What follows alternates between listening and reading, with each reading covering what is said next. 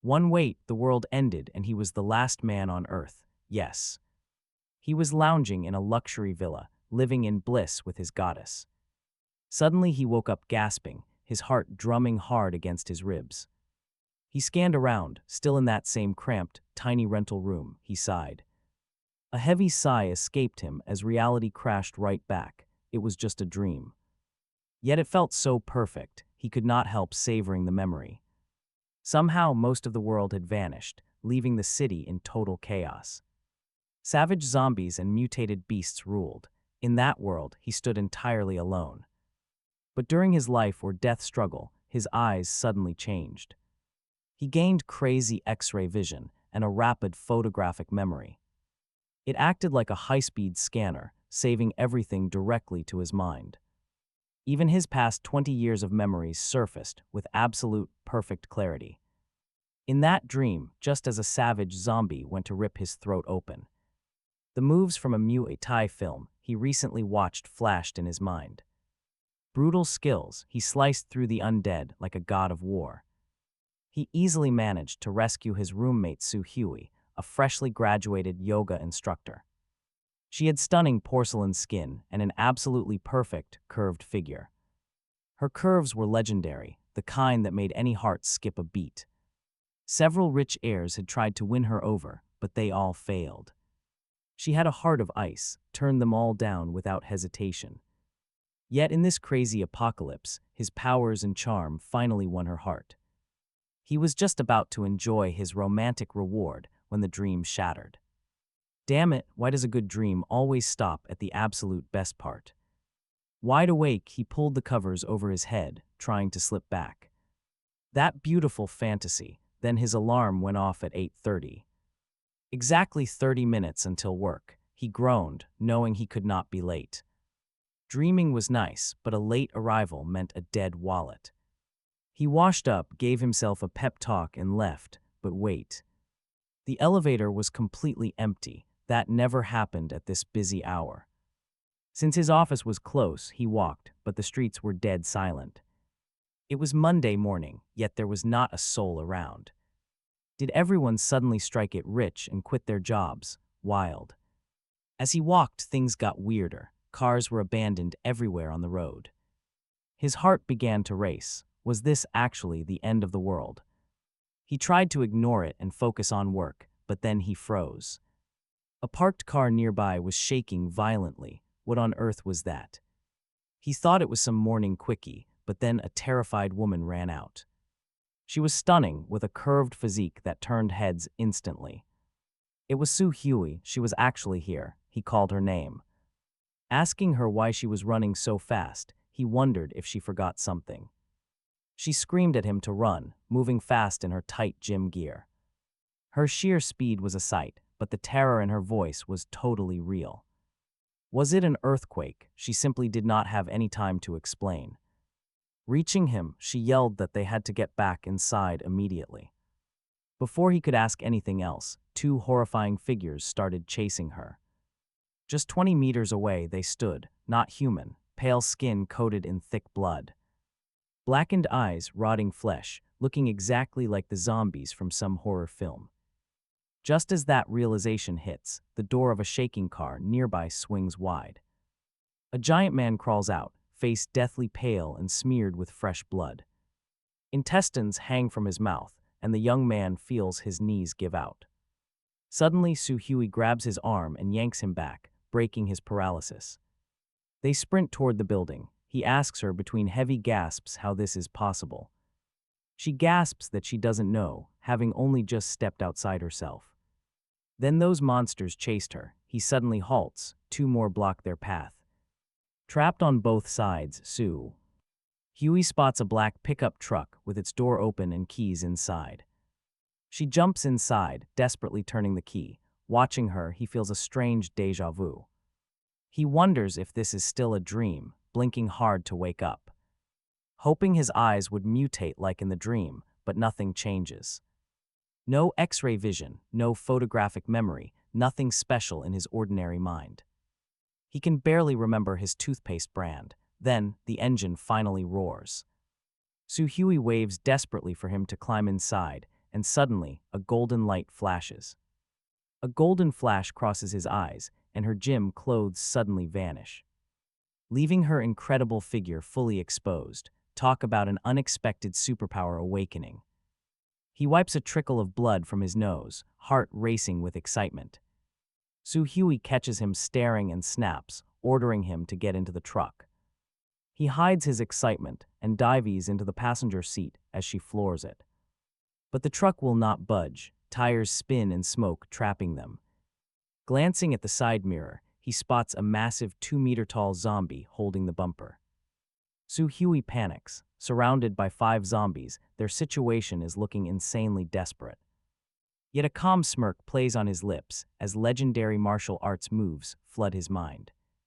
Muay Thai techniques become second nature in an instant. Soo-hyun watches him. She grows angry at his expression, assuming he is just staring at her. Thinking he is acting on basic instincts before they die, she scolds him. Asking if he even cares about living, he stays completely silent, opening the truck door.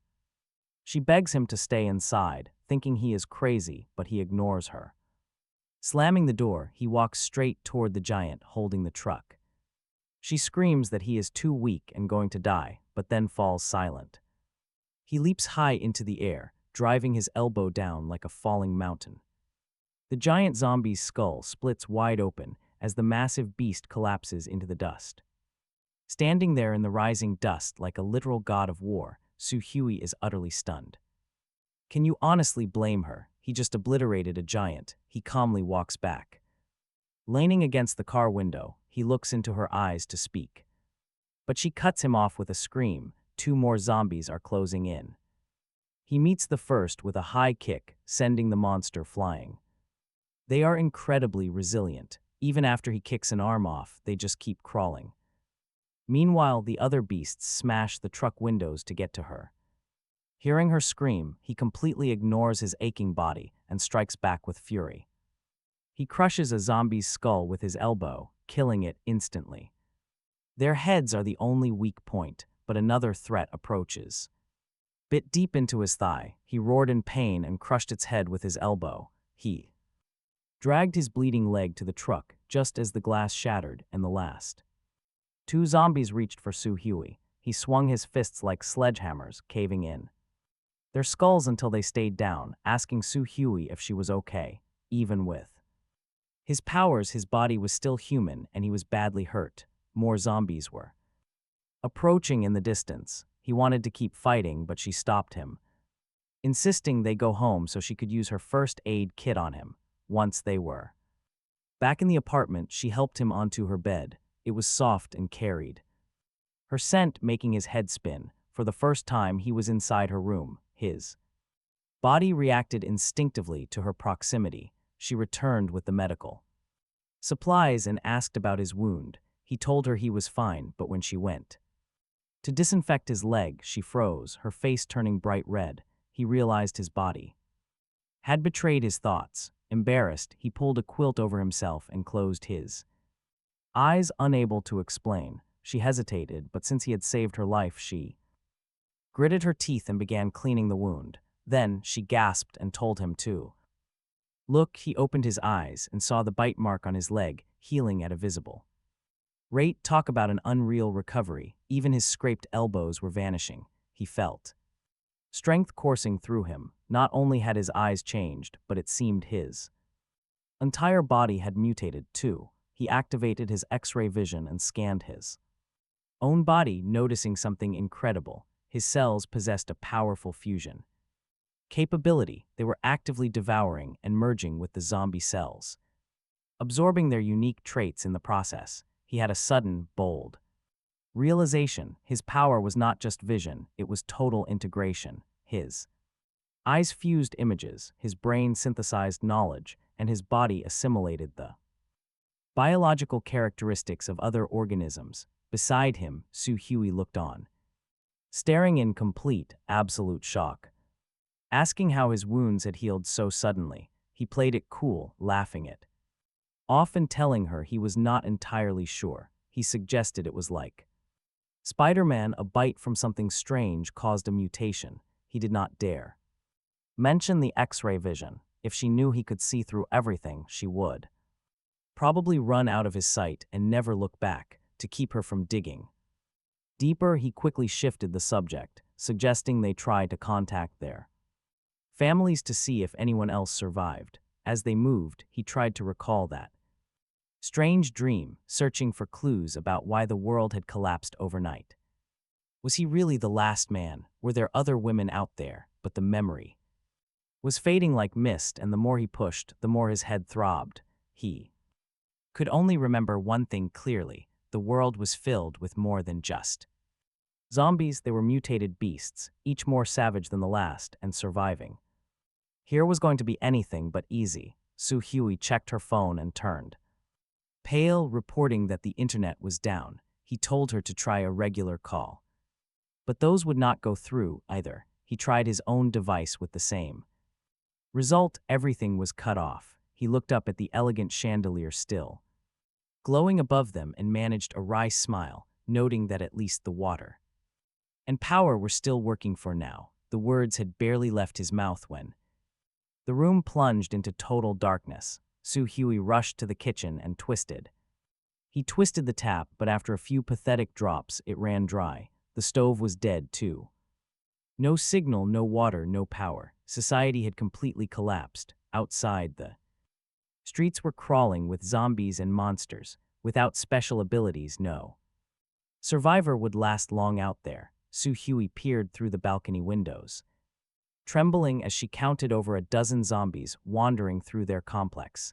He walked up behind her and pointed out that the fridge was empty. If they did not find supplies, they would be starving by tonight. She stared down at the ghouls below, her voice trembling as she asked what they were going to do. He told her not to worry. A shopping mall sat nearby. He asked her for 2 hours to warm up in his room, promising that he would head down to get food and take care of her.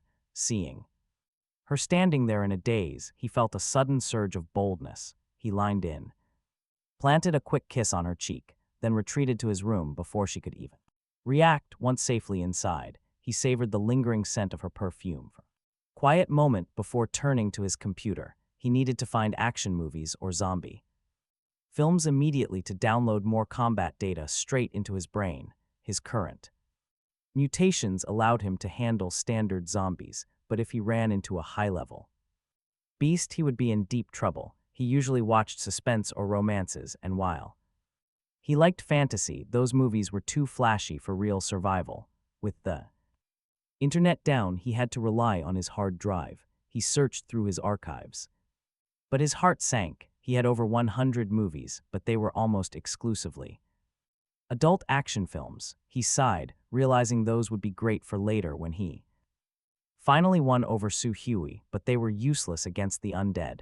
It was a classic mistake. You never have the right research material when you actually need it. Then he remembered that Sue Huey practiced boxing alongside her yoga. She was bound to have martial arts films on her drive. He rushed into the living room to ask her, but stopped dead in his tracks. She was on her yoga mat mid-routine. She was positioned on all fours, stretching one leg high into the air. Her silhouette was perfectly framed against the light. He could not help himself. He activated his vision, quietly admiring the fluid, graceful lines of her body as she moved through various poses. Before he knew it, a warm trickle of blood escaped his nose. Sue Huey heard him move and turned around, telling him she was warming up too. She wanted to come with him, arguing that there was strength in numbers. He wiped the blood away with feigned composure, asking if she had any action movies on her drive. She looked confused for a second, so he clarified martial arts or zombie flicks. She admitted she found horror movies too scary, but she did have one film called The Wing Chun Master. He asked if the lead could fight, and she told him he could take on the entire martial arts world alone. He asked to borrow it to learn the movements. She copied the file for him and even handed over a pair of butterfly swords, explaining they were specialized Wing Chun weapons. He thanked her and went back to his room to study. The movie was a master class. He learned that Wing Chun was not just about fist techniques. It involved mastering the butterfly swords. And the long staff, the protagonist used those blades to cut through enemies and save a beautiful woman, a story he found very relatable. He memorized every strike and footwork until they were deeply ingrained in his soul. With these blades, he felt ready. He had a double mission: harvest zombie life force and steal Soo Huey's heart. Grabbing his twin swords, he told her it was time to move. Then a heavy pounding rattled the door. He checked the peephole, his blood turning cold. 4 zombies crowded the hall, looking way more decayed. Their skin was rotting, showing bare bone. He warned Soo Huey they had to run. The monsters would sniff them out, and their numbers were only going to multiply. He asked if she had weapons. She returned a second later, holding an aluminum bat and wearing a cap. A draft caught her hair, making her look incredibly sharp. He ignored the distraction, stepped in front, and took the lead. She nodded. He told her to aim for the head. With a tight grip on the bat, she braced her stance. He flung the door open. A monster lunged. The blade cleaved its neck in one smooth motion. He told her to stay close and carved a path. They broke past the circle toward the elevators. The power was dead, but the emergency backups worked. But the stairwell was crawling with ghouls. He ordered Soo Huey to call the lift while he fought. Guarding the door, his enhanced strength felt completely unreal. He cut them down, but the tide kept rising. Soo Huey yelled that the lift was open. Suddenly, a zombie jumped from the cabin right for her neck. She was trapped. He snapped his wrist and threw his sword. It grazed her hair before burying itself in the skull. He lunged, grabbed her waist, and dragged her inside. The doors slammed shut just as the horde arrived. Silence, he was still holding her close. His hot, ragged breath brushed her ear, making her shiver. Soo Huey bit her lip, feeling the heavy tension. She backed away, blushing as she thanked him. He teased that they might be the last survivors left. That line made the Ice Queen turn bright red. Her eyes shifted from a roommate to a hero. The air in the small elevator grew electric. He was ready to make a real promise. Working up his courage, he took a step closer. Her breath hitched as he leaned against the wall to speak. But the doors chimed open to a lobby packed with monsters. Cursing his luck, he gripped his sword and grabbed her. He went into absolute overdrive, clearing the lobby. Reaching a pickup outside, he shoved her inside. He floored the gas, smashing through the gates. He smashes through undead blockades. Soo Huey watches him drive with a quiet, happy smile, clearly won over by his new, ruthless edge. They soon arrive at Wanji Ali, the city's largest shopping mall, a massive 5-story hub with luxury items on the first level, fitness gear on the second, and groceries on the third. Restaurants sit on the fourth, with the cinema on top. Soo Huey is conservative at heart, but she is still human, seeing the Louis Vuitton bags gleaming in the window. She just cannot help herself. She rushes inside. She whispers that this is a limited edition, with only 12 in the world. She carefully sets the bag back down. It is far too expensive for her. 3 years of hard work would not pay for it. He steps in front of her, making a broad, confident gesture as his voice carries a trace of new authority. He tells her the entire mall belongs to him now, looking her in the eye. He says that since she is his girl, she can grab whatever she likes. Honestly, who can blame her? His words quickly snap her back to reality. The original owners of these luxury items might not even be alive anymore. The whole world has lost its sense of order, yet her internal moral compass still wavers. She hesitates, wondering if it is truly all right to just steal. She always believed in working hard and earning her keep, even in the apocalypse. Taking items without paying feels inherently wrong to her, but he reassures her that in this lawless world, these goods have no master. Whoever claims them owns them. She hesitates briefly before hugging the bag tightly, her eyes sparkling with excitement, the lingering fear of those undead monsters completely vanishes. He tells her plainly that strength is the only law now.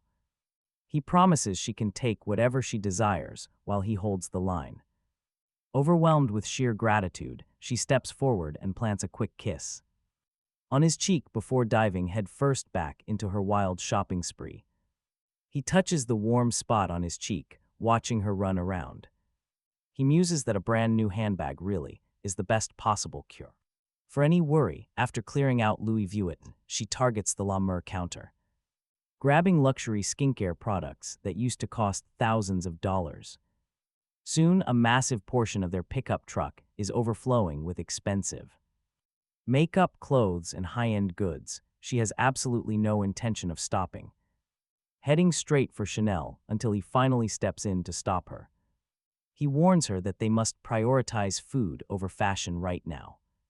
Otherwise, they will have no room for actual survival essentials. She agrees. Passing the second floor, his eyes land on a sporting goods store. A smart plan forms. He tells her he needs to find weapons.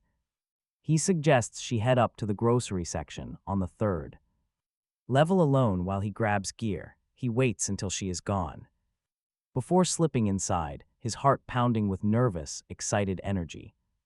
It is his very first time looking for these kinds of items.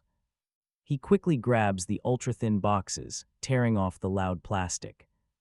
Terrified she might catch him, he stuffs dozens of individual packs into his deep pockets before hurrying over to the heavy fitness gear. He grabs a set of nunchucks and a wicked, sharp steel knife. With kitchen weapons in hand, he headed upstairs to find Su Hui. She already packed over a dozen bags with noodles, vegetables, and meat. Eggs, water, and fruit. Ever since he mutated with those zombie genes, his strength had become absolutely immense. He carried over a dozen heavy bags in his hands without feeling tired, no fatigue at all. He told her they stayed long enough and needed to find a secure hideout. She nodded, grabbing 2 bottles of yogurt and following him back to the truck. A zombie horde was already closing in. No hesitation, he slammed the pedal down and, breaking through their line as they sped eastward, he suggested they check out the Tianlong Lake District. She looked at him in surprise. That was the most prestigious neighborhood in the city, home to the ultra-wealthy, including a rich heir who once tried to court her. He told her with a smile that those villas, just like the bags, were likely masterless now. As they drove in, they passed countless luxury cars and supercars worth millions, but the streets were empty. Honestly, it is almost too quiet. No signs of struggle yet. As they passed various architectural styles, from traditional Chinese courtyards to modern Western villas with massive glass walls, but he kept driving. They were all too fragile, too easy to breach. Finally, at the deepest part of the complex, he saw it. Villa that looked more like a fortress, sitting on a vast lawn. It looked incredibly solid and secure. Excitement surged through him as he told her it was a perfect defensive position. He asked her to wait in the car while he scouted the interior. He parked on the lawn and approached the door, butterfly sword in his right hand, kitchen knife in his left, and nunchucks tucked in his belt. He called out to see if anyone was home. Silence. He pushed inside. The interior was grand, decorated with beautiful oil paintings, fireplace, and classic furniture. Everything was exquisite. After checking every room and confirming they were alone, he headed back to the truck and told her the place was safe and they would be staying there. She followed him inside. Looking at the opulence with a bit of unease, she asked what would happen if the original owner returned. He told her they would worry about that if they were actually lucky enough to make it back. While he moved their supplies inside, she sat on the sofa, letting the softness ease her tension. Once everything was secure, he locked the heavy doors. Silence. He walked toward her, his stir a different kind of tension in her. She was beginning to accept him, drawn to his newfound charm, but the idea of giving up her long-guarded secret garden made her hesitate. She was not just unsure, she was afraid of the unknown pain of a first time. He sat beside her, his hand resting on the sofa just a fraction of An inch from her leg, as the air between them grew heavy, a soft voice suddenly broke the silence from a radio sitting in the corner of the room. A voice was asking if anyone was there, begging for a response. Su Hui breathed a sigh of relief and pushed him away, urging him to check for survivors. He hesitated for a moment before picking up the receiver, asking who was calling. And the voice replied that it was Dr. Tong Yan from the Supernatural Research Institute, begging for rescue. He was stunned, asking if it was really the legendary enigmatic Dr. Tong Yan. Su Hui stood up, her excitement matching maybe even his. She noted that finding her could explain why the world ended.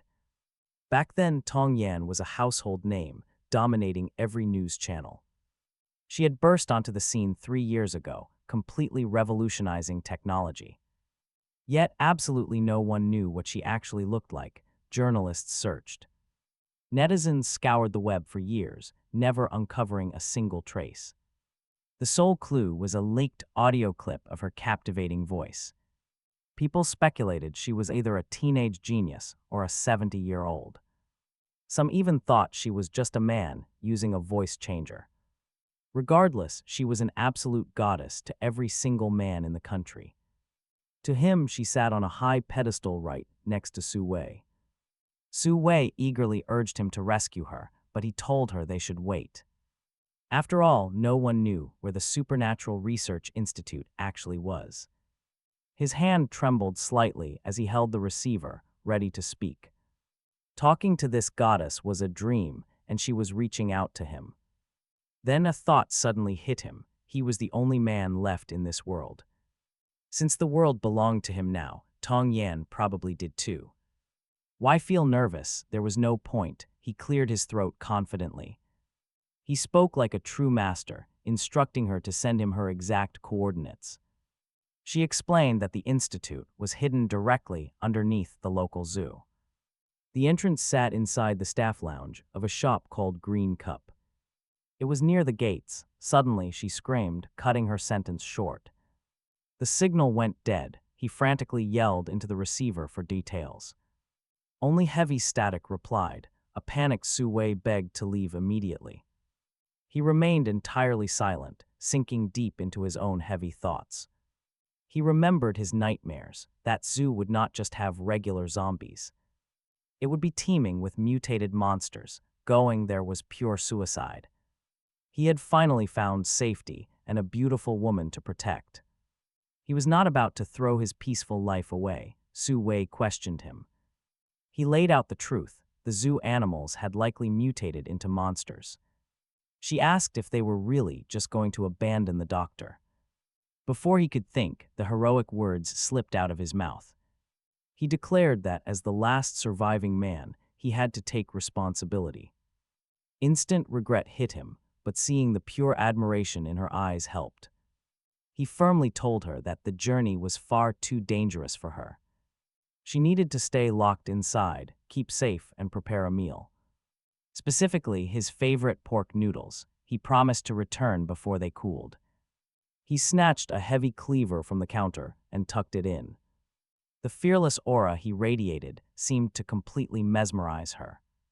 Cracking a joke about ancient heroes, he confidently walked to the door. He told her to lock up and focus entirely on the cooking. Under her worried gaze, he drove the pickup away, engine roaring loud. Driving through the chaotic streets, he could hardly believe his own words. Was he just showing off, or did a hero actually sleep inside him? He did not know, but he felt entirely different. He was always a follower, constantly obeying overbearing bosses, forever taking orders from everyone around him. But now a voice inside him whispered that he was the master of this world. From this moment on, he had to be the one giving orders and taking charge. If he wanted to survive and protect his own, he had to take action. His blood began to boil with a strange excitement. He pulled out his phone, playing an old favorite track, A Man Should Better Himself, as the stirring melody filled the cab. The hero dream that life had crushed out of him was fully reborn. He drove the truck with reckless abandon, crushing every zombie and beast in his Way until the zoo gates appeared before him, he had worked himself into a complete frenzy. He kicked the door open, phone in left hand and cleaver in right, ready to paint the zoo red, but to his absolute shock, the place was eerily silent. Forget mutated beasts, there was not even a single zombie. Sight, talk about a complete letdown. He let out a frustrated sigh, cut the music and tucked his phone away. Gripping the cleaver, he began a slow, cautious trek toward the Green Cup coffee shop. The decor was surprisingly chic, completely untouched by any signs of a struggle. Stepping inside felt like walking into a lush green oasis. It was the kind of place that usually made people feel full of hope and positive energy, the perfect spot for a quiet latte. But something was wrong. Abnormalities usually meant trouble. He did not let the cozy atmosphere lower his guard. He stayed alert, scanning every shadow as he moved through that sea of green toward the staff lounge. In his dreams, the smaller beasts were the most terrifying. They were masters of stealth, possessed insane speed, carrying claws and fangs that could snap a neck or tear out bone. In a heartbeat, his breathing grew tight as he maintained total focus. Reaching the back of the shop, he found a small corridor past the restrooms.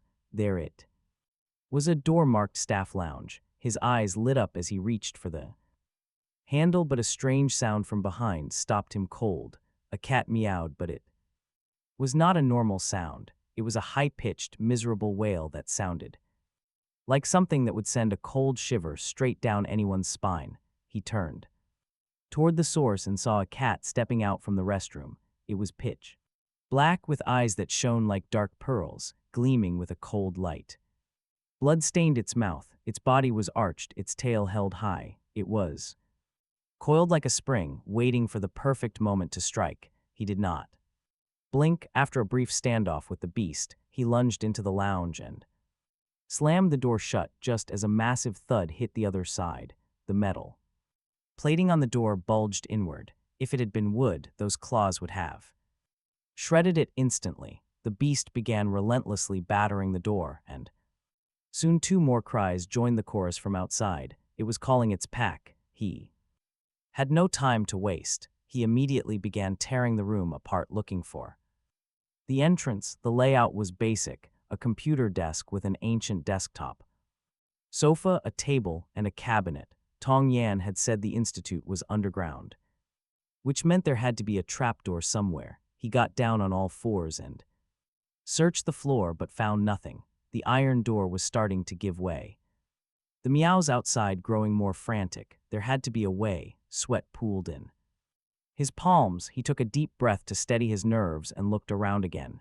His gaze finally landed on that prehistoric computer in the corner. A high-end, a secret facility wouldn't keep junk like that unless it was a front. He tried to boot it up, but it was dead, completely frozen. A claw suddenly punched through the metal door, swiping at the air inside. These cats were not like the slow-moving zombies. They were lightning fast. If three of them cornered him, he was dead. With his back completely against the wall, he slammed his hand onto the keyboard. It lit up. The keyboard was the key. He scrambled to enter. Password. He tried the full name of the institute. Wrong. He tried Tong Yan's name. Wrong. He tried the initials. Still wrong. With a final crash, the door flew open. The black cat and two snow-white companions stepped in, tails raised and fangs bared, stalking toward him with murderous intent. He tried a few more combinations, but nothing worked. As they closed the distance, he decided to play a final card. He typed in the pinyin for protect world peace as a last-ditch effort while gripping his cleaver for a suicide charge. To his shock, a pleasant voice chimed in his ear. Password correct. Welcome to the Supernatural Research Institute. The floor vanished beneath him. After a long drop, he hit an air cushion and rolled to a stop. He stood up and looked around. The power was out here too, leaving a long corridor bathed in the eerie green glow of emergency lights. The silence was broken only by the distant, muffled wails of the cats above. He used the last of his phone battery to turn on the flashlight, cleaver in one hand, phone in the other. He crept forward. The passage ended in a T-junction. as he debated which way to turn, a violent pounding erupted from the right, followed by a soft, panicked voice. It was Tong Yan pleading for someone to stay away. He sprinted toward the sound. Rounding a corner, he saw two zombies in lab coats frantically battering a door. That had to be her, seeing they were just ordinary zombies and not beasts. His anxiety eased, replaced by a surge of curiosity. What did the legendary Tong Yan actually look like? He found himself hoping she was his age, someone who could add some color to this bleak, apocalyptic life. He just hoped she wasn't some old man with a voice changer, or his trauma with cute voices would be permanent. He quickly shook the thought away. According to Murphy's Law, the more you worry about a scenario, the more likely it is to happen. The door groaned and gave way. Man or woman, it did not matter right now. Saving a life came first. He charged into the room with terrifying speed. With two swift strokes, he ended the zombies, their skulls shattered, spraying a mist of blood across his face. As they slumped to the floor, in the corner, he saw a figure in a white lab coat. She was incredibly thin, huddled with her knees pulled to her chest. Trembling violently, he felt a wave of relief. At least she was a woman, but for a second, he hesitated to look closer. He was afraid of being disappointed. Experience told him that names and appearances rarely match anyway. People with quiet names are usually the loudest. As he stood there, she seemed to sense his presence and slowly looked up. His heart skipped a beat. His past experience had failed him. She was exactly what her name suggested. Her face was like a porcelain doll, beautiful beyond words, as if kissed by an angel. Even through the lab coat and white shirt, her elegant, slender silhouette was undeniable. She was thinner than Su Wei, but her figure was incredibly breathtaking. Playing the hot-blooded hero was starting to pay off. He stepped forward. He tried pulling her from the shadows, but she shrieked in terror. She shrank back, trembling like a leaf. He tried to calm her, but she only screamed louder. "Go away," she begged. "Stay away." Baffled by her reaction, he glanced at his phone screen and cursed. He looked terrifying. Grotesque zombie blood completely caked his entire face. No wonder she was terrified. Jin Hao quickly tore cloth from a corpse. He rapidly wiped his face clean. Then, he explained they spoke on the radio. He assured her he was here to rescue her. Finally, she stopped screaming. She stared closely. His face was human, nothing like those rotting monsters. She quietly asked who he was, and he introduced himself as Qin Hao, her savior. He spoke patiently, reassuring the terrified girl that he was here for her. He joked that monsters do not talk. Slowly, her guard dropped. Kneeling down, he gently asked if any other survivors were left. She shook her head, completely dazed. Absolute panic had completely paralyzed her thinking. Only raw survival instinct remained. He gently asked about her missing colleagues. She explained that she had been working inside the lab all night long. She fell asleep from sheer exhaustion. When she woke up, everyone had vanished. The hallways were crawling with monsters, so she locked herself in. Her fragile voice and pale, beautiful face sparked his protective instincts. He stood up, promising to keep her safe, but insisted they leave immediately. However, she did not budge at all, remaining huddled tightly in her dark corner. He warned her that the beasts would easily sniff out their scent. Looking up with tear-filled eyes, she admitted her legs were too weak. That was no problem. Qin Hao told her he would carry her. Sheathing his heavy cleaver, he gently reached his hand out to her. She hesitated, flinching away the very instant her skin touched his. As a sheltered lab genius, she had barely ever interacted with the outside world. Especially men, her body rejected the physical touch on pure instinct. Honestly, she seemed more terrified of contact than dying in this hellhole. She begged him to just leave her behind and save himself. He insisted he was not a bad guy, but when she still would not budge, he took charge. He grabbed her hand and firmly wrapped an arm around her waist, hauling her up. She made a soft, whimpering sound of protest, but she was far too weak to resist. Modesty had to wait in this crisis. He turned and hoisted her onto his back. He locked his arms like iron clamps to ensure she would not slip. Overwhelmed by the zombies and this close touch, she went completely limp. Suddenly, that eerie cat wail echoed through the dark corridor again. He asked if there was another exit to avoid the overrun entrance. The coffee shop was surrounded. She nodded frantically, trembling against him. He told her to point the way, and he would carry her. She raised a slender finger, guiding him through the maze ahead. The underground complex was a massive labyrinth of narrow hallways. Twisting corridors and expensive high-tech research equipment lay scattered and ruined everywhere. Hao pushes past the shattered wreckage, but he barely takes a few steps before several staggering. Zombies lunge from a side passage, blocking their way. "Be careful, Tong." Yan warns him, her voice trembling violently as she instinctively locks her arms right around. His neck without a shred of fear, he draws the cleaver from his waist. With his right hand, while his left supports her so she does not slip, he becomes a human juggernaut charging through the corridor and carving a bloody path through anything standing in their path. Because of his incredible speed, Tong Yan is jolted. Against his back with every stride, he can feel the rhythmic pressure of the movement, noticing her porcelain skin flush from a snowy white to a deep crimson. Talk about an incredibly intense moment, but all the sheer, overwhelming terror that had consumed her moments ago is replaced by an overwhelming sense of security. Slowly but surely, her body stops fighting the closeness and her breathing begins to steady. Suddenly, she points to the left and he pivots instantly without hesitation. With her guidance, they burst through a final exit and suddenly find themselves standing inside a sprawling parking lot filled with heavy shipping containers and massive trucks.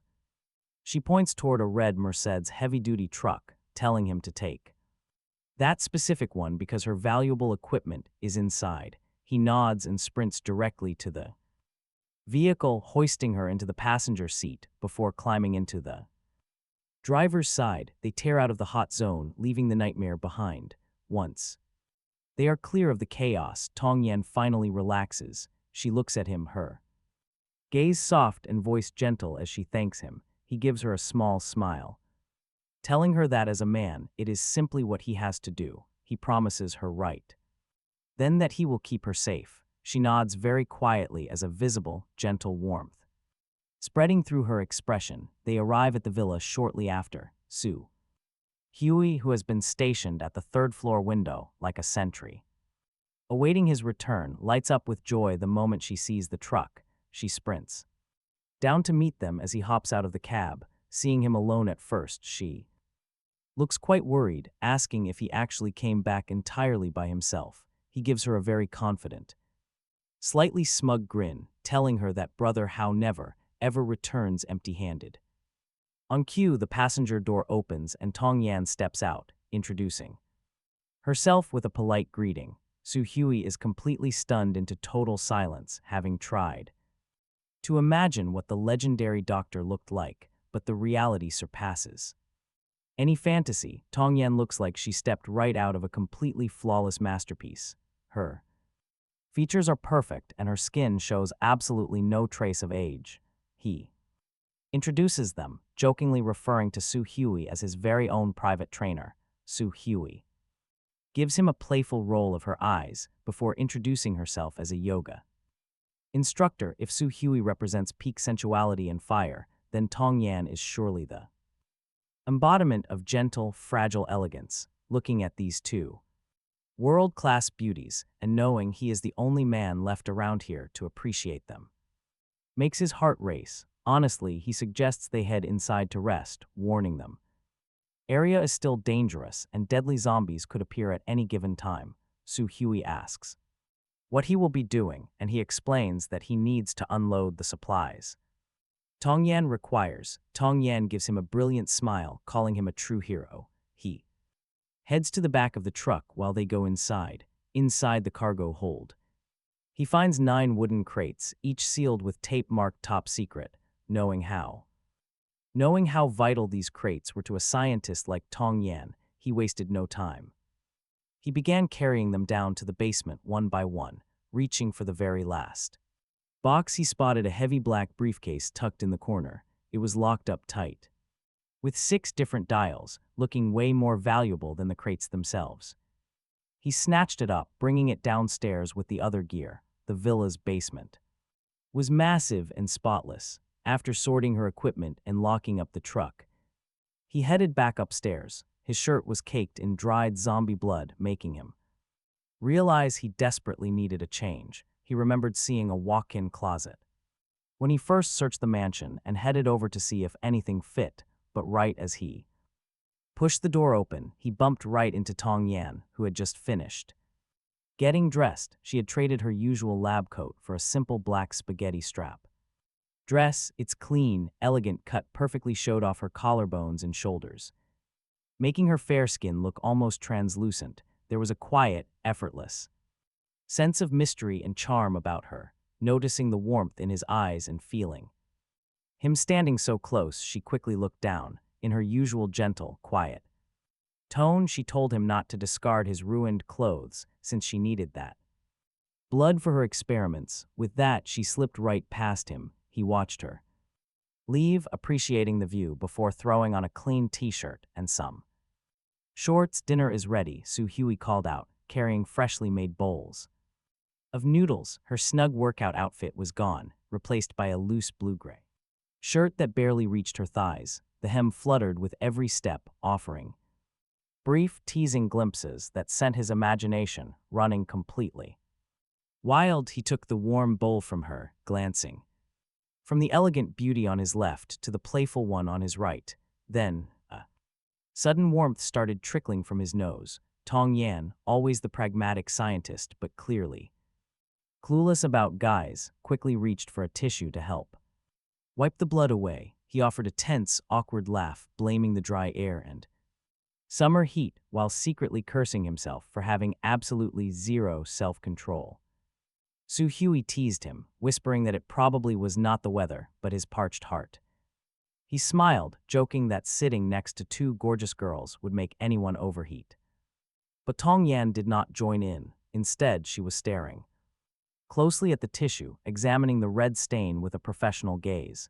She pointed out that zombie blood was full of toxins, and she remembered seeing it get in his eyes and mouth during the battle. Yet his body had not reacted, and his blood remained completely healthy. For a researcher like her, this was an absolute biological miracle. She locked her clear, intelligent eyes onto him. Suddenly, a cold wave of panic washed over him. He had not expected her to notice his immunity so incredibly fast. She guessed he possessed a unique hidden trait, carefully saving the stained paper as a vital research sample. Eager to keep his true potential a closely guarded secret, he quickly changed the subject, asking for her expert opinion on why the world collapsed overnight. Su Hui agreed, bringing up how in most movies the end of times is a slow burn. She could not comprehend how everyone had vanished to be replaced by monsters in just one evening. Tong Yan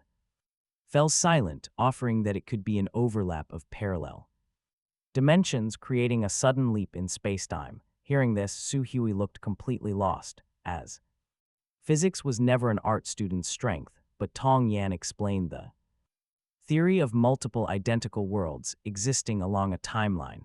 If they collide, people from one world get leaped into another.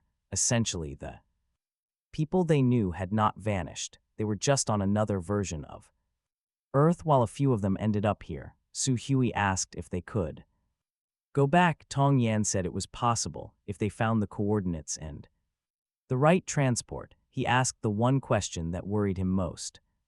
Could others break into their world? She confirmed it was possible, meaning their world was completely vulnerable. They had plenty of resources, but zero defense. If a squad of armed mercenaries dropped in, they could easily take over. He had no intention of letting anyone become the king of his world, so he asked where the zombies came from. She explained from an energy perspective, pointing to a specific type of radiation that could cause mutations, turning humans into low-level creatures driven by Instinct, she added that these creatures could evolve rapidly into high-level zombies. Discussing science, she was suddenly confident and composed. Complete contrast to her usual fragile self. Hearing this, he decided he needed to hit a library and catch up. He had to bridge the intellectual gap if he ever hoped to win over a woman like her. Fortunately, with his scanner-like eyes and database brain, learning was easy as breathing. He could become a top-tier scholar overnight if he wanted to. The thought made him burst into a sudden, triumphant laugh. Total silence. Both women stared at him coldly. To break the awkward tension, he addressed her as Dr. Tong Yan again. She stopped him, calling it too distant, and suggested he call her Sister Yan instead. They were both shocked. Looking at her, she seemed like the youngest of the three. With her doll-like face, anyone would believe she was 18. He hesitated, then asked a question that might be a bit impolite. When she gave the go-ahead, he asked the one thing every guy wanted to know: how old was she? 37, he and Su Hui shouted in unison. That number hit hard. She did not look over 20. Seriously, talk about insane genetics, but he pushed further, asking if she was married. She told them she was not, having started at the institute very young, rarely interacting with men. In fact, she admitted to a natural fear and distaste for the opposite sex. His heart sank. There were only two women left in his world. One feared pain and the other had a phobia of men, but for humanity's future he had to persevere. Then her tone softened. She admitted that when he carried her out of the institute, she realized men might not be so terrifying after all. She felt safe on his back, then went back to her noodles, praising the meal. He felt a small wave of relief. No obstacle was insurmountable. Eager to build on that momentum, he asked what was in those crates he had moved. Tong Yan set down her chopsticks, her expression turning somber. She looked at him, hesitating before stating that the contents were highly classified. She had been researching this project for nearly 10 years now, and they were supposed to start the next phase of experiments was scheduled for today, maybe even a major breakthrough. Tong Yan spoke with a heavy trace of regret in her voice, but she quickly shook it off, noting that since the world had already ended, these secrets were no longer secrets, meaning there was no harm in sharing them. Her words immediately piqued Su Hui's curiosity, leaving her wondering about the project. Exactly what kind of project could consume 10 whole years of a genius doctor's life? Tong Yan sighed again, mourning those 10 years of effort that had seemingly gone to waste. Without a massive team backing her, she knew she could never pull off such a massive project entirely alone. Chin couldn't help but press her, asking what the project actually was. She explained that those crates held a specific type of energy body. According to her theory, humans and all matter are essentially energy bodies emitting various wave frequencies. She used love at first sight as an easy example, describing it as a resonance between two people whose frequencies are quite similar or perfectly synced. Chin nodded, slowly casting a meaningful look toward Su Hui. She just rolled her eyes and told him to pay attention to the lesson. Tong Yan continued, explaining that 10 years ago her team detected an ancient species deep on the ocean floor. They lived in colonies with a single leader and subordinates who obeyed every single command with absolute 100% precision. It was an anomaly that simply shouldn't exist in nature. Chin chimed in, noting that survival of the fittest usually meant whoever was strongest became king, and total blind loyalty was unheard of in the animal kingdom. She confirmed that their behavior defied natural laws, which is why they studied them closely until they found the answer. It turned out these creatures carried unique energy stones. The leader held a prime energy stone, while the subordinates held secondary energy stones. This leader could manipulate the prime stone to emit a specific wave, controlling those secondary stones and by extension the actions of the entire colony. Chin asked how many subordinates a leader could control or how far the range extended. She admitted that the limits were still unknown and she would need further research to provide a definite answer. Chin's mind started racing as he asked if these stones could be transplanted into other species. She revealed that the first experiment was actually scheduled for this morning, but then the world fell completely apart. While she felt regret, our boy Chin was absolutely thrilled. If he had the power to devour and integrate the prime energy stone while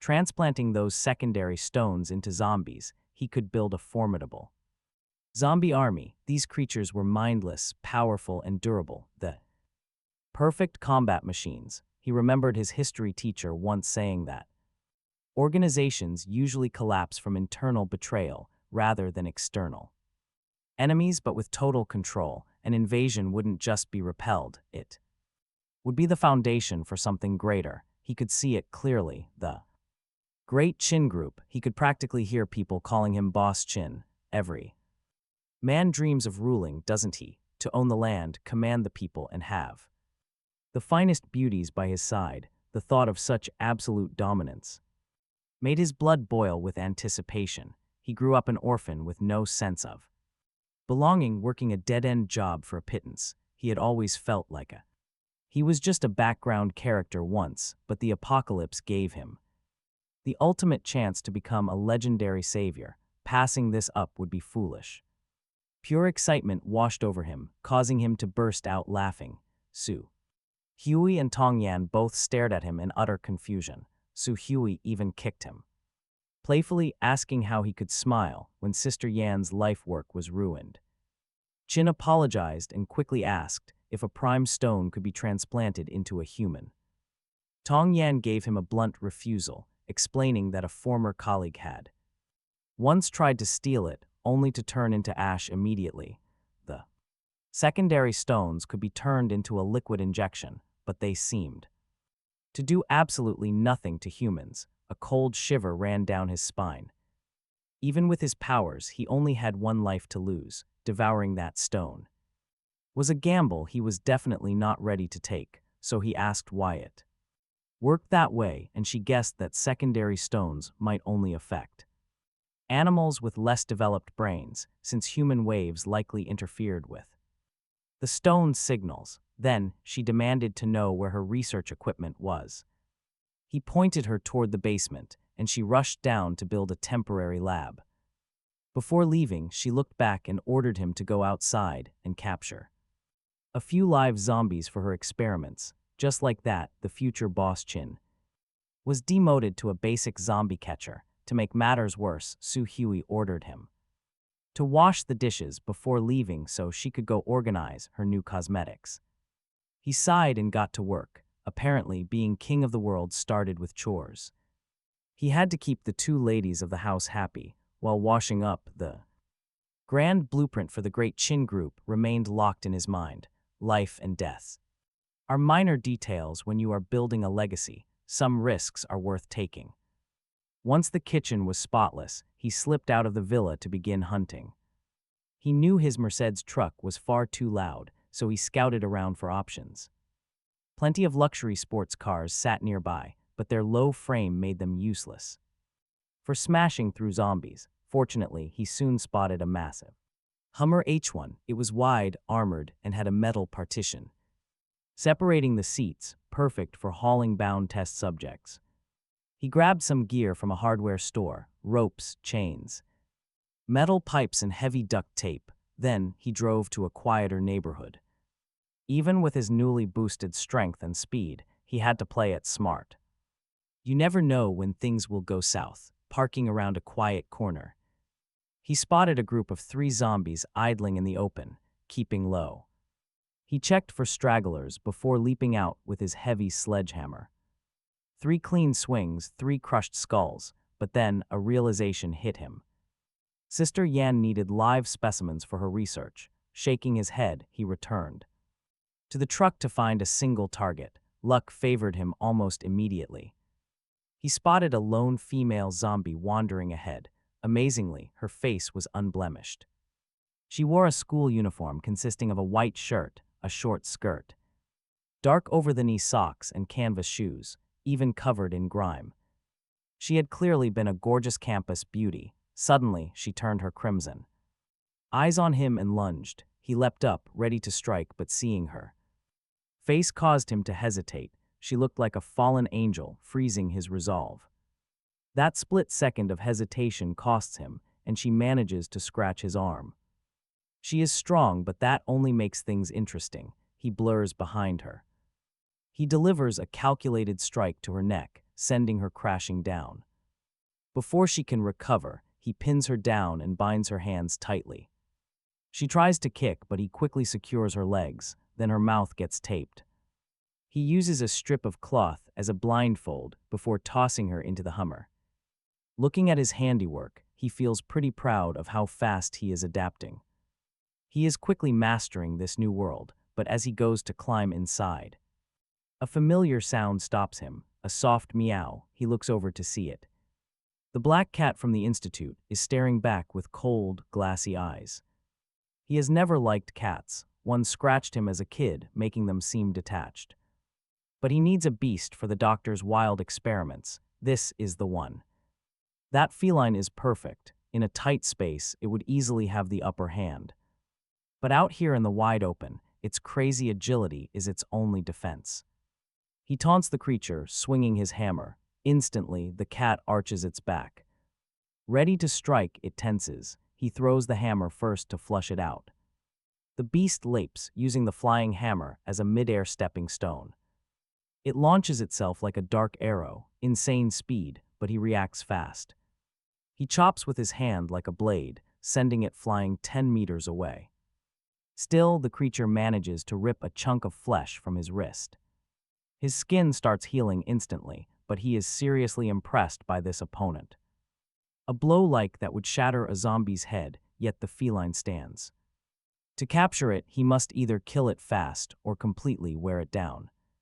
He chooses the long game. No way is he wasting such a specimen. Plus, keeping a small cat in the villa is much easier than a giant beast. He wraps a thick chain around his fist, making a deadly metal mace. The beast lunges. He meets it strike for strike, hammering it down repeatedly. He swings like a pro baseball player, but the struggle gets brutal. Even covered in fresh scratches, he has pushed the feline to its limit. It cries out, gearing up for one last desperate strike. He taunts it. His own adrenaline surges as the fight reaches its peak. His wounds are healing up almost instantly, and with every single cycle of recovery, he can feel his muscles growing even tougher, sensing the provocation. The black cat leaps forward once more like a flying shadow. He knows this is its final push. Calmly, he grips the iron chain. He waits for the impact, pretending to step back as it lunges. Then he suddenly drives forward, snapping his arms wide to trap it. The cold metal wraps its neck. It cries out, clawing wildly at nothing. But he is not giving this slippery beast a single chance to escape. He winds the heavy metal links around its body like coiling yarn. Soon, the fierce predator is reduced to a growling ball of chains. He chuckles at the hilarious sight. His fighting style is definitely evolving. That move had some serious style. He really is a fast learner. He tosses his captive into the backseat of the car with a sigh. His current weapons are way too primitive. He desperately needs better gear. With some capture gear or high-tensile netting, things would be much more efficient. He sat in the driver's seat, mapping out his next moves. He desperately needed to reach the downtown library as soon as possible. He needed texts on weapon forging, hunting down zombies, and mutated beasts in this crazy world require creative weaponry, and that captured cat, not a fan of captivity.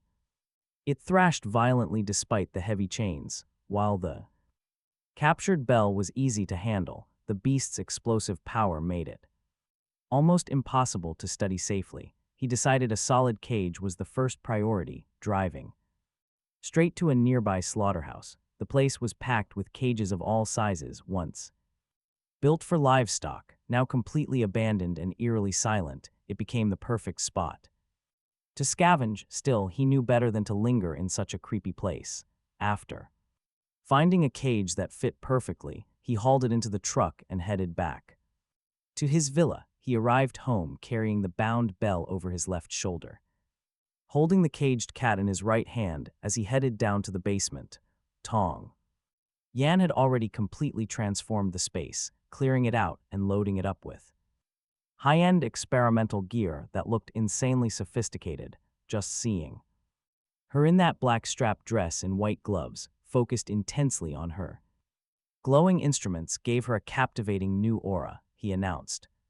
His return and Su Hui soon followed them down. While he was out, she had been busy organizing her clothes and makeup, even finding time to tidy up 3 entire bedrooms. She might not possess Tong Yan's insane scientific genius, but her practical everyday skills were on a completely different level, perfect for survival. When Su Hui walked in and saw the way he had bound the captured school bell, her face flushed bright red in sheer shock at how professional the rope work looked. He flashed her a sheepish grin, quickly trying to explain modestly that he did not actually have any real experience and had just tied her up like that out of necessity. Tong Yan looked up, noting that although complex binding was outside her expertise, she sensed a strange, almost artistic quality to his work. He thanked her, though he secretly thought about teaching her a thing or two about this hands-on skill later. Su Hui must have read his mind just by looking at his face, because she immediately landed a quick, playful punch right on his chest, warning him to show some respect to Sister Yan. The scientist, meanwhile, stepped closer, with a test tube explaining she had already analyzed his blood. It was incredibly special, possessing a unique power to devour any foreign cells and substances. She calmly concluded he would make an excellent test subject. That single phrase sent a cold chill down his spine.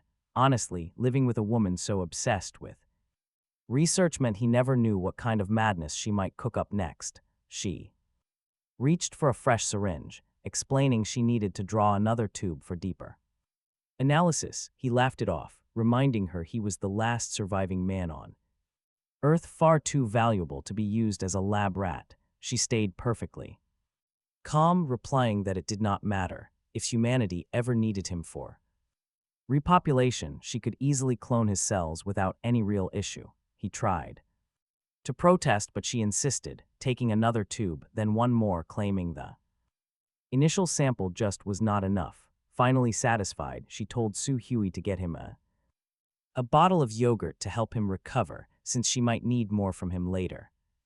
Su Hui left with a mischievous grin, while Qin Hao sat in the corner of the lab, clutching his sore arm with a cotton swab and shivering at the thought of such a cold, logical woman. Suddenly, he felt a massive surge of energy and turned to see a small, egg-sized stone glowing with a faint blue light resting on a black stand. Next to it were several tubes filled with a thick, matching blue liquid. It was beautiful, like a diamond unlike anything he had ever seen, and he reached out to touch it, though Tong Yan cried out for him to stop. It was too late. She sounded genuinely worried, as if she were already preparing to start the backup process.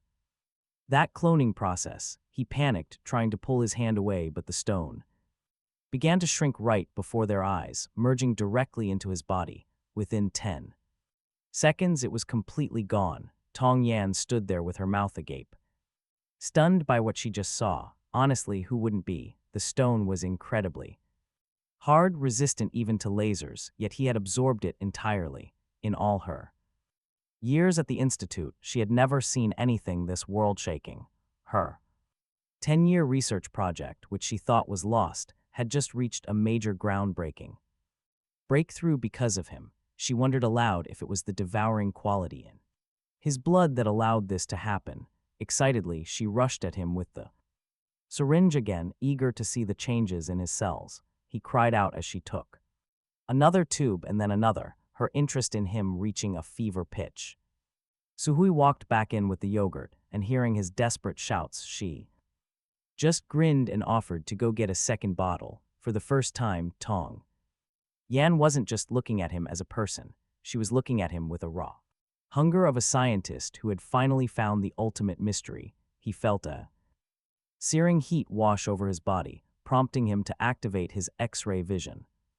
To scan his own anatomy, he watched as faint blue streaks of liquid mingled with his crimson blood before they vanished entirely, merging into his very cells. The ancient biological leader, who originally held the prime energy stone, had never fully tapped into its potential, which explained the flaws in its control over its subordinates. He, however, had achieved a full 100% of her brain's capacity. Unlike her own limited control, Tong Yan stood before him, gripping his chin and tilting his head back to observe him with clinical intensity.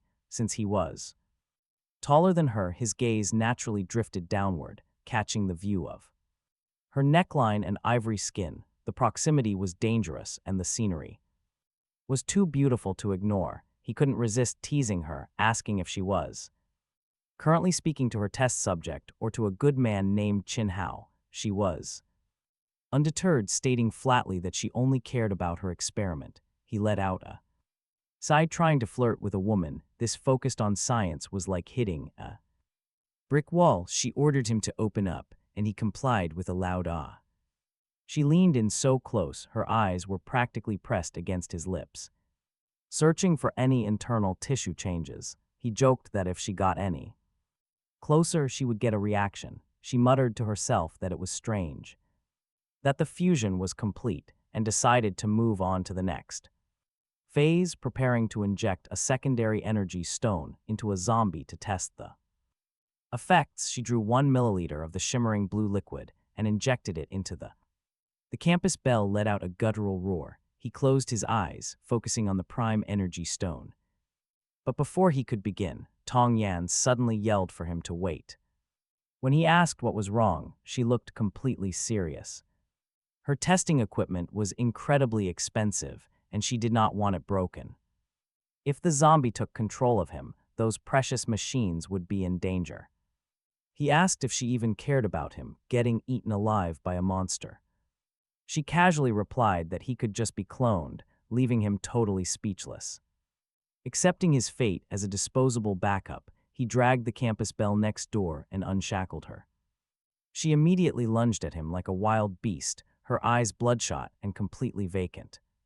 He dodged on pure instinct and suddenly felt an invisible connection snap into place. Guided by the power of the energy stone, he projected a mental image straight to her brain. It worked. The wild girl immediately froze and stopped her attack. Instead, she began performing a highly provocative, suggestive dance. It was the exact kind of routine streamers used to tease their male fans.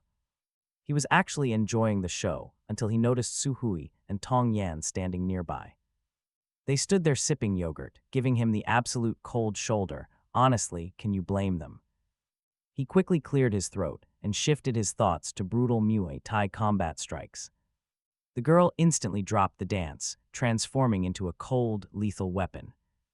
She flawlessly executed 36 rapid martial arts forms.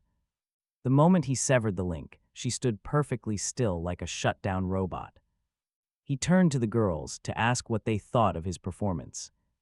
Tong Yan was thrilled, admitting she only expected basic movements, not perfect synchronization. She stared at him the way a starving wolf looks at a juicy prime steak. It looked like she wanted to strip him down for a full scientific study right then.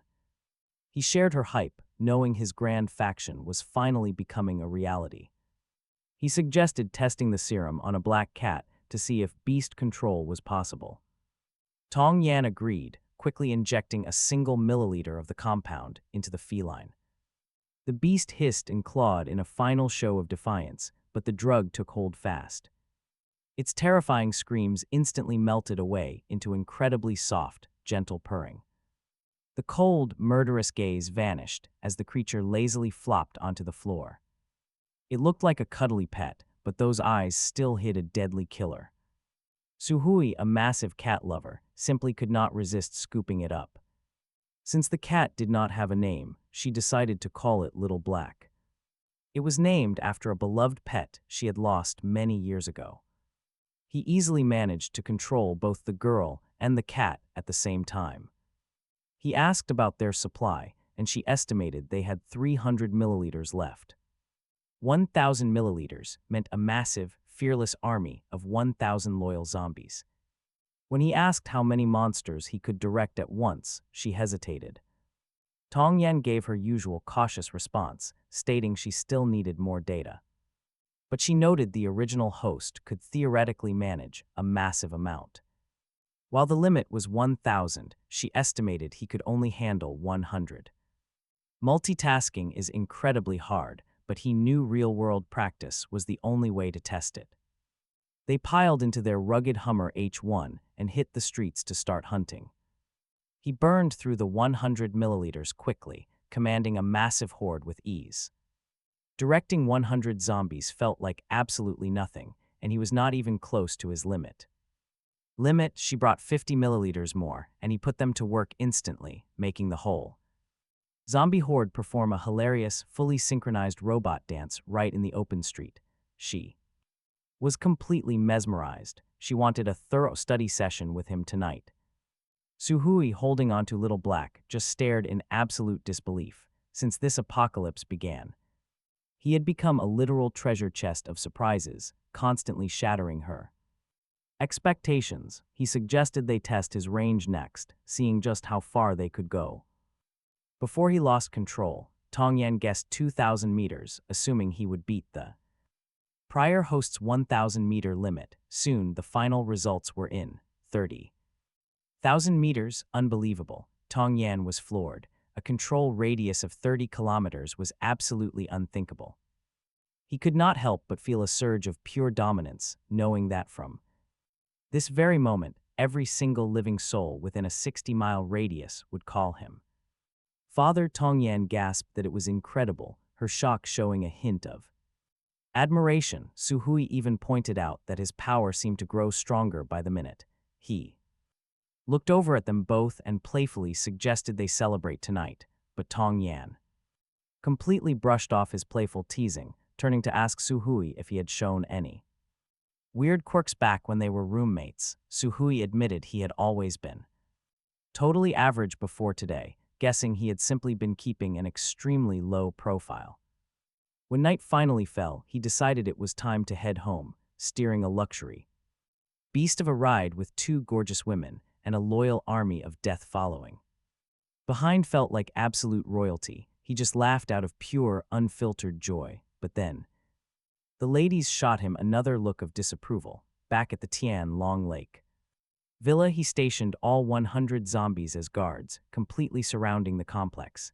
It was a spectacular sight, looking like an entire army battalion was standing guard. His only concern was their single weak spot, the head. He made a mental note to make reinforced helmets to make his soldiers truly invincible. For dinner, Suhui worked her absolute magic again. Before, she had been stressing over rationing, but knowing he could just order his horde to fetch whatever they needed, she was much more generous with the food. Tong Yan, despite her tiny frame, turned out to be quite the massive foodie. Her past life was so incredibly consumed by research that she rarely ate properly, but the safety he provided finally allowed her to finally relax and truly enjoy herself. The 2 women ended up getting along beautifully, constantly complementing each other's brains and looks. He felt incredibly lucky, stable.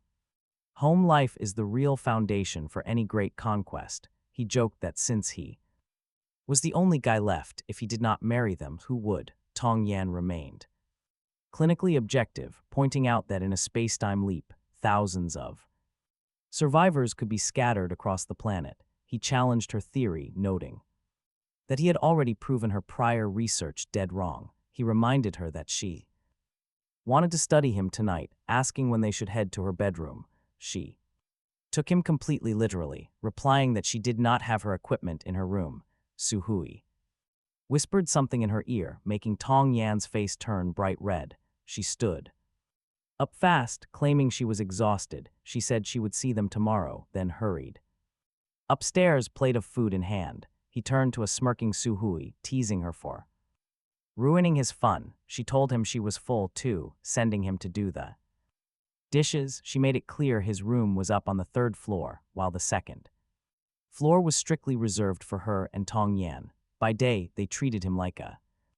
But at night, they could never get far enough away. Still, Tong Yan was absolutely right.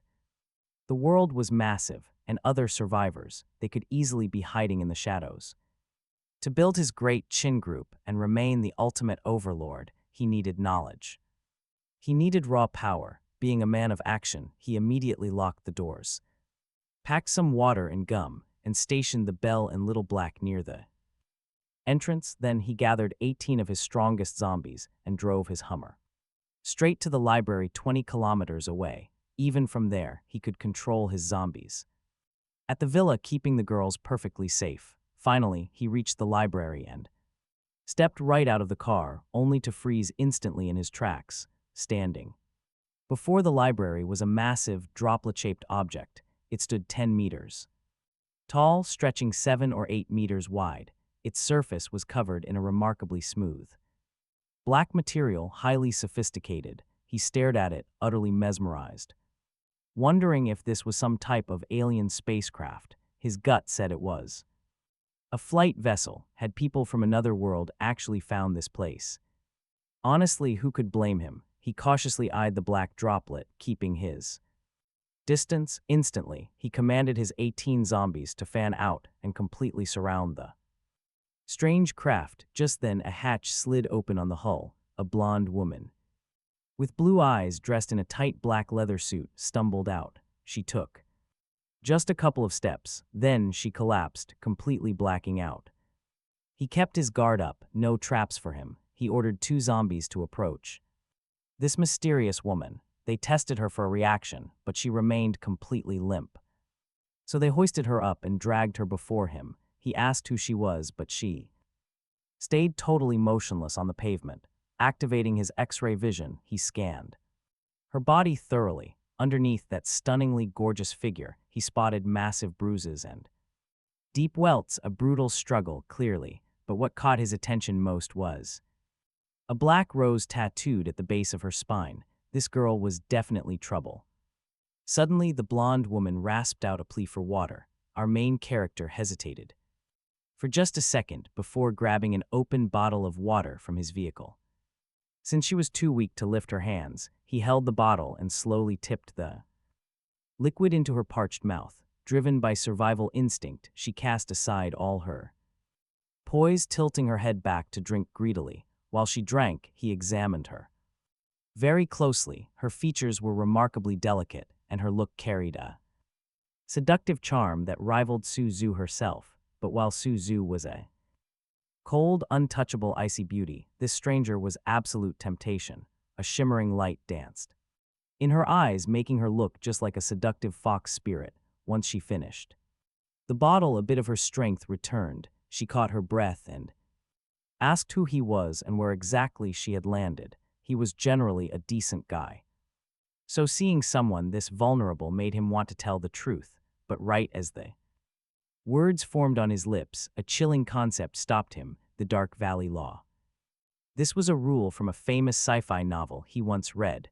It warned that if you walk in a dark valley and hear a sound, you must fire toward it to eliminate whatever made the noise. In the dark, there is no telling friend from foe, making a preemptive strike your only hope for survival. Luckily, he had already scanned her completely and knew she had no weapons or suspicious items hidden on her. Besides, this was his territory and his power was powers. He was not afraid of her hurting him, but for his own safety, he could not reveal his true identity. He cleared his throat and spoke coldly, telling her that this world belonged to the great Qing group and that he was the man in charge. Boss Chen. He informed her that she had trespassed onto his land and was now his prisoner. He demanded to know why she was here, giving her 3 seconds to answer before declaring her execution.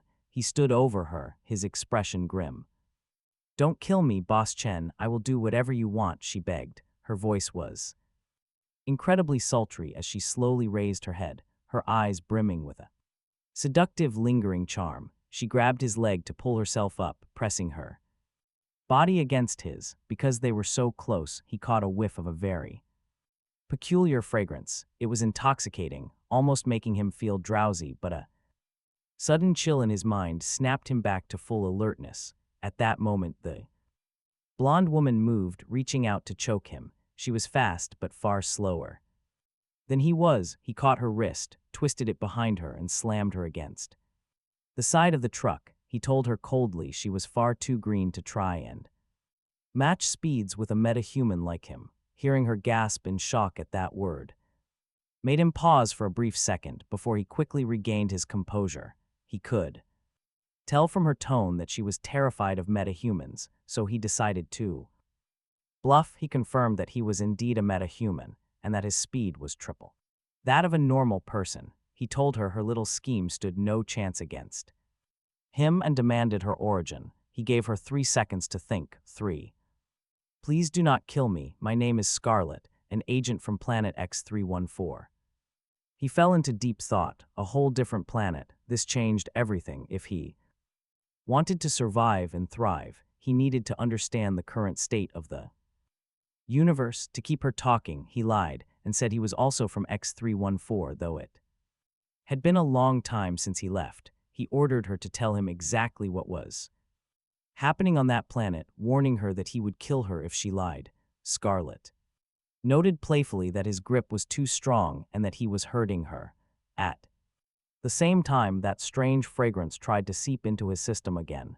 He snorted and tightened his grip, telling her to stop her little tricks or he would lose his patience. She let out a soft cry, promising she would not try it again. She called him her master and asked him to let go, promising to tell him everything she knew. Looking at her lithe body pinned under his hand, he felt his blood stir, but he suppressed it. He told her this was her last chance not to disappoint him. He slowly released her. Scarlet knelt obediently before him, calling him a noble metahuman and offering herself as his slave.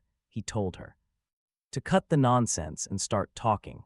Having such a beauty kneeling there made his mind wander, and he could not help but scan her again, specifically the black rose on her spine. He reminded himself she was a rose with thorns. Since he was willing to take her in, she addressed him as master and explained that planet X314 had changed drastically, becoming a wasteland. Metahumans like him, possessed of great power, had taken over and become the rulers of the world, living in luxury while the vast majority of ordinary people struggled to survive in the chaos. He asked coldly why she had come here. She explained that she was an agent from the state of San Antonio, tasked with transporting prisoners to a space jail orbiting X314. Mid-flight, the ship malfunctioned and she woke up here to find him. He stared her down, asking if anyone else was on the ship. His sudden question made her flinch. She hesitated for a quick second before claiming there was no one else left.